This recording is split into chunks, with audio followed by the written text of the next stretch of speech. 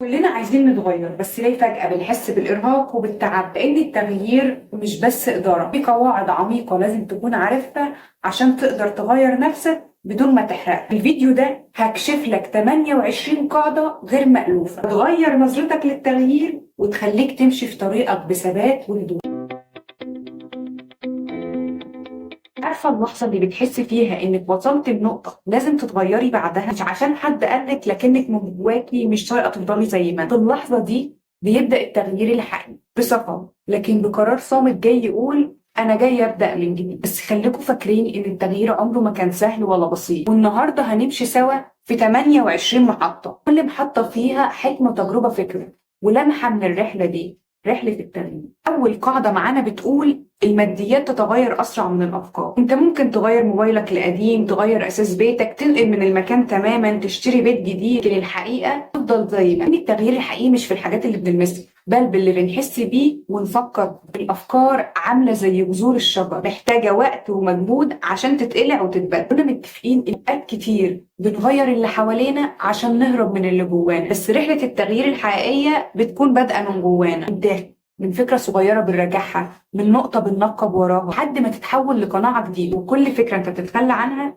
هي خطوة حقيقية لقدام. تاني قاعدة بتقول كلما ارتفعت طموحات الناس ومستوياتهم الثقافية زاد استعدادهم للتغيير. اللي بيحلم أعلى مستعد يتحرك أكتر، واللي قرأ أكتر بيشوف الدنيا بمناظير مختلفة. الثقافة والطموح جناحين بيساعدوا أي حد إنه يطير فوق الجمود والخوف من الجديد. ولما الطموح بيبقى أعلى من الألم وقتها بس بيبدأ لما المعرفة تفتح لك أبواب جديدة تبدأ تلاحظ إن في أكتر من طريقة تقدر تعيش بيها. تبدأ تسأل نفسك وأنا فعلا راضي بالمكان اللي أنا فيه؟ قاعدة رقم 3 بتقول يتفاعل الأفراد مع التغيير ويزداد قبولهم له كلما أتيحت لهم فرصة مناقشته. بس مش بتخاف من التغيير نفسه، لكن بتخاف يتفرض عليها حاجة من غير ما يسأل. في النقطة دي الحوار مش بيكون رفاهية، جسر من الثقافة. لما تدي للناس فرصة يسمعوك ويقولوا اللي جواه حول المقاومة لتعاون. فكر في حياتك كده، كم مرة فعلا انت اتغيرت لما حد فرض عليك حاجة، وكم مرة اتغيرت لما حد سمعك وفهمك؟ خلونا متفقين في نهاية القاعدة دي ان التغيير اللي بيبدأ من التفاهم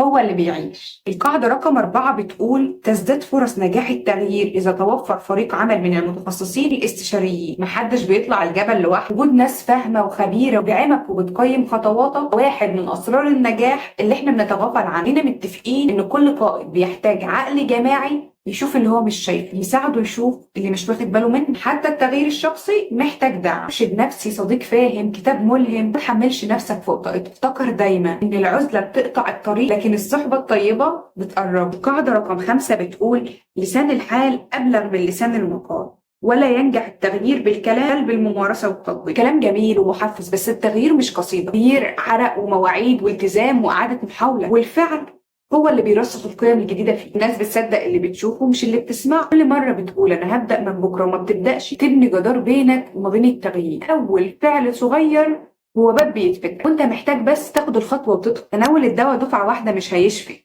التدرج استراتيجية. احنا متفقين ان العقل البشري بيخاف من التغيير المفاجئ. ما تحاول تغير كل حاجة مرة واحدة. التغيير بالتدريج بيخلي جسمك وعقلك وروحك تتأقلم واحدة واحدة. مش لازم تنط من خطوة صغيرة كل يوم تديك أبعد من القفزة العشوائية. قول لنفسك هبدأ بحاجة واحدة بس هثبت عليه. التغيير من غير مرونة عناد. التغيير الحقيقي مش خط مستقيم، هو اقرب للميه. لازم تبقى مرن، تستوعب الجديد وتعدل من خطتك لو احتاج. عارفين ان اللي بيقاوم التغيير بيكسر نفسه، اللي بيطوع نفسه بيفتح لنفسه طرق جديده. فخليك زي الشجره ثابت الاصل لكن مرن الاغصان. قاعده رقم 8 بتقول ان كل تغيير ليه تمن، مفيش تغيير ببلاش. ممكن يكون وقت، جهد، علاقات بتتغير، او حتى الشعور بالوحده المؤقته. بس المقابل ايه؟ هو حياه اقرب للي بتتمناه. كل ما تحس انك بتدفع الثمن افتكر انك بتستثمر في نفسك. الخسائر الحقيقيه هي لما تفضل مكانك وتكون خايف تدفع. 9 نقد العملية التغييرية ومعارضة بعض جوانبها ظاهرة صحية يستحسن الاستفادة منها. المعارضة مش دايما عائق، أوقات بتكون مراية بتكشف لك زوايا أنت مش شايفها. والنقد مش دايما رفض، ممكن يكون محاولة للفهم وحتى صرخة خوف من المجهول. واللي بيعارضك مش بالضرورة يكون عدوك، أحيانا بيكون أقرب الناس ليك بس مش قادر يتخيل إنك بتتغير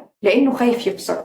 وساعات اللي بينتقدك بقى بيكون بيديك هدية حتى لو بطريقته الخشنة. خد من النقد ما يصلحك واركن الباقي على جنب. لما تسمع الآراء المختلفة هتتعلم توازن بين ثقتك في نفسك واستعدادك للتطور. تغيير مش عناد، تغيير وعي ونضج حتى في مواجهة المعترضين. عالج ثم عالج واستمر في معالجة مشكلات العملية التغييرية وإخفاقاتها. خلونا متفقين إن مفيش أي خطة تغيير بتتنفذ من أول مرة. في أخطاء، في دروس، في إعادة ترتيب، زي اللي بيصلح مركب في نص البحر. مش هيسيب الدفة تغرق، ده هيصلح وهو بيكمل. رحلة التغيير مش لوحة مرسومة مسبقا، ده رحلة انت بترسمها كل يوم. لما الخط يتهز ما تقطعش الورق، عدله وصلح، اتعلم وكمل. اللي بينجح مش دايما اللي بيبدأ من غير غلط، اللي بينجح هو اللي بيكمل حتى لما يغلط. التغيير من غير قيادة زي الجسد من غير راس. حتى أقوى الموجات محتاجة اتجاه. التغيير من غير حد يوجهه بيتحول لفوضى وارتباك. خلونا متفقين إن القيادة مش بس في الناس، القيادة جواك انت، بصوت داخلي بيقولك كمل، ارجع، عد، استنى شوية. في رحلة التغيير اسأل نفسك مين اللي سايق المركب. لو سايبها بقى للظروف، للناس أو للمزاج، فأنت مش بتتغير، أنت بتتأرجح. القيادة الحقيقية بتبدأ من وعيك، من وضوح رؤيتك، إنك تعرف أنت رايح فين وليه. الجهل بالشيء سبب معاداته، والتعليم والتدريب مفتاح القبول. خوف من الجديد غالبا بيبدأ من الجهل بيه. لما تجهل التغيير بتشوفه كوحش مجهول، بس لما تتعلم عنه وتفهمه وتتدرب عليه يبدأ يبقى صديق. التعليم مش رفاهية، أداة مقاومة ضد الخوف. وكل مرة بتخاف من خطوة اسأل نفسك، هل فعلا دي صعبة ولا أنا اللي مش فاهمها كويس؟ معرفة بتفتح لك أبواب وبتطمنك. التدريب بيبني عضلات التغيير. اوعى تخاف من الجديد، اتعلم. رقم 13 بتقول كلما كان التغيير مجرب في مكان تاني زاد قبوله. البشر بطبعهم بيحبوا يشوفوا اللي هيمشوا فيه، حد مشى فيه قبلهم. لما تشوف تغيير ناجح في مكان تاني بتحس انك مش بتغامر لوحدك، وان في سابقة امان بتطمنك. فلما تبقى تايه شوف مين اللي سبقك واقرا حكاياتهم، مش عشان تقلدهم لكن عشان تطمن ان الطريق ممكن يمشي، وان النهاية تستحق. والتغيير مش فرضية، هو سيرة ناس مشيوا قبلك. ونجم 14 بتقول للتغيير اتجاهان، من القيادة للقاعدة ومن القاعدة للقيادة، وأفضلهم التغيير المزدوج. التغيير لما بيجي من فوق لتحت بس بيبقى مرفوض، ولما يطلع من تحت لفوق ممكن يتكسر على السقف. لكن لما القيادة تؤمن والناس تؤمن ويشتغلوا سوا يحصل السحر. التغيير الحقيقي بيحصل لما الكل يبقى مشارك. حياتك الشخصية هنا لازم تقود نفسك، لكن كمان تسمع لصوتك الداخلي. والتغيير مش أوامر، وشراكة بين الحلم والفعل والإحساس. قاعدة رقم 15 بتقول كلما كان التغيير لا يهدد مصالح الآخرين كلما زاد قبوله. المقاومة ساعات مش عشان التغيير نفسه، لكن عشان الناس خايفة تخسر. كل تغيير هتعمله هيكون في ناس بتسألك جواه، وأنا مكاني إيه في الجديد ده؟ طمنهم وطمن نفسك. التغيير أبدا عمره ما كان صدام، ممكن يكون مساحة مشتركة بتتسع للجميع. رقم 16 بتقول الوحدة قاتلة وطريق التغيير طويل وشائك، لذا فأنت بحاجة إلى خليل يؤازرك. طريق مش دايما ممتع، أوقات هتحس إنك ماشي في صحراء مفيش فيها غير صوت أفكار. الوحدة وقت التغيير مش بس صعبة، دي خطير، ممكن تكسر إرادتك، تهز قناعاتك، تخلي حلمك يتاكل من جوه. عشان كده وجود خليل بيفهمك، بيصدقك، بيؤمن بيك، يصدق في رؤيتك حتى لما أنت تشوف. دي مش رفاهية، دي ضرورة. رقم 17 إن التغيير السليم محتاج تخطيط وتكتيك سليم. النية الطيبة لوحدها مش كفاية، الحماس من غير خطة زي النار المشتعلة من غير اتجاه. زي ما قلنا ان التغيير مش بس قرار، هو عملية وليه مراحل وأدوات وتوقيت. ساعات بتفشل مش لأنك مش قادر، لكن لأنك استعجلت واخترت توقيت غلط أو محسبتش خطواتك. لو احنا اعتبرنا ان التغيير سفينة فالعاطفة هي الرياح، لكن الخطة هي الدفء، من غيرها هتضيع في البحر حتى لو الريح مكان كده. خد وقتك في التغيير، خد وقتك في التخطيط. التغيير مش سباق، هو بناء، وكل طوبة بتتحط بحكم وبتقربك من حلم. لكل تغيير مقاومة ظاهرة وخفية، فاحذر أن تهملها. المقاومة مش بس صوت عالي بيقولك لا، في مقاومة بتتكسف تتكلم، بتظهر في صورة تأجيل، تراجع، مزاج متقلب، أو حتى تعب مفاجئ. في جواك كمان مقاومة، صوت بيقول هو أنا ليه هغير؟ هو أنا هعرف؟ الخطورة إنك تتجاهل المقاومة، تسيبها تكبر وتتحول لعاق. في ناس لو الحمار اتغير هم كمان هيتغيروا، بس مش بإرادتهم. في فئة قليلة جدا التغيير بيخضهم لمجرد انه حصل، مش لانهم فاهمينه لكن لانهم رافضين اي جديد. ناس وجودهم مرتبط بالثبات بالوضع الحالي مهما كان مؤلم، وافضل طريقة للتعامل معاهم هي ان احنا نتجاهلهم، لان الزمن كفيل يا يغيرهم يا يبعد. لو عايز تفشل اي تغيير اجعله قسري ومن غير اقتناع. اسرع طريقة تقتل بيها اي تغيير هو انك تفرضه، تطلب من الناس انها تمشي وراك من غير ما تفهم. التغيير القسري زي الزرع اللي ما اتسقاش، شكله موجود لكن ميت من جوه. الناس محتاجة تقنع مش تؤمر، محتاجة تفهم مش تدفع. 21 بتقول آخر الدواء الكي مش أوله. ساعات الحل القاسي هو احسن اختيار بس مش اول اختيار. التغيير احنا لازم نبدا باللين، بالحوار، بالاقناع. لما كل الطرق تفشل ساعتها بس الجا للحزم. هو الحزم مش قسوه، لكن لازم يجي بعد كل المحاولات. علاقتك بنفسك حاول الاول بالحب، بالتحفيز، بالكلمه الطيبه. لكن لو لقيت نفسك بتهرب شد على نفسك. قاعده رقم 22 بتقول الغايه لا تبرر الوسيله. حتى في التغيير احيانا الحلم بيكون نبيل، لكن الطريق ليه بيكون مؤذي. لو الطريق وحش الحلم هيتشوه. التغيير الحقيقي لازم تكون وسيلته بنفس جمال الغاية بتاعتك. لو كذبت عشان تتغير فانت بتبني حلمك على وهم. لو ظلمت حتى بهدف الإصلاح فانت بتبني نفس الدايرة اللي انت كنت بتحاربها. القاعدة رقم 23 بتقول تفهم أسباب المقاومة هو أول خطوة لإزالتها. المقاومة دايما عناد زي ما قلنا، هي ممكن تكون خوف بقى من المجهول، خوف من الفشل، خوف من فقدان الهوية. فلما حد يقولك إنه مش عايز، جرب تسأله ليه. تقول لنفسك أنا ما عنديش طاقة، اسأل نفسك أنا خايف من إيه. اللي بيفهم السبب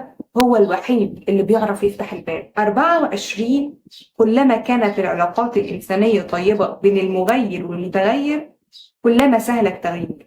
العلاقة دي هي الجسر اللي بيعبر عليه التغيير من نيتك لقلوبهم. والناس حاسين انك بتحبهم بتحترمهم حتى لو مختلفين معاك هيصدقوك. لو شايفينك متعالي او بتحاول تفرض سلطتك حتى لو معاك حق مش هيقفوا معاك. اللي بيصمم على التغيير بينجح على المدى البعيد. الناس ممكن تضحك عليك في الاول، تقول لك مين ده اللي فاكر نفسه هيغير العالم، بس مع الوقت بيبداوا ياخدوا بالهم انك ماشي ومش بتقع. مع كل خطوه بتثبت بيبدا التغيير يثبت معاها. ما خاب من استشار ولا ضل من استقار. التغيير قرار ضخم ومفيش حد عارف كل حاجه. في ناس مروا قبلك بنفس الرحله، اسالهم. خليك دايما فاكر ان في حد شايف احسن منك حتى لو انت مش شايفه دلوقتي. استخير ربنا. اللي بيستشير يشوف بنور غيره، واللي بيستخير بيشوف بنور ربنا. الطيرة شرك والتفاؤل من شيم الكرام. دخلت التغيير وانت خايف من الحسد او العين عمرك ما هتتغير. في فرق بين الحذر والخوف، والتغيير محتاج قلب واعي وعقل متفاهم. والتفاؤل مش تهويل، التفاؤل هو الايمان بربنا، والتفاؤل ان ربنا مش هيضيع تعبك حتى لو الطريق لسه طويل. قاعدة رقم 28 واللي المفروض اهم واحدة فيهم هي الاستعانة بالله والتوكل عليه، ثم الحزم وعدم التردد. القلب اللي متعلق بربنا ما بيخافش من التغيير، بيحضنه. اللي ماشي في سكته حتى لو لوحده عنده دايما سند. كمان لازم تحزم امرك، تاخد قرار وتمشي فيه. خلينا متفقين ان التردد اكتر حاجه بتكسر جناحات التغيير. فاكرين القاعده اللي انا لسه قايلاها؟ الاستعانه بالله والتوكل عليه هو ده الاساس. خلي يقينك اكبر من خوفك، وخطوتك دايما سابقه الاحلام. وسواء كنت في اول الطريق او في نصه او حتى تعبت، افتكروا دايما ان خطوة جديدة، درس جديد، احنا دايما مع بعض في رحلة المعرفة.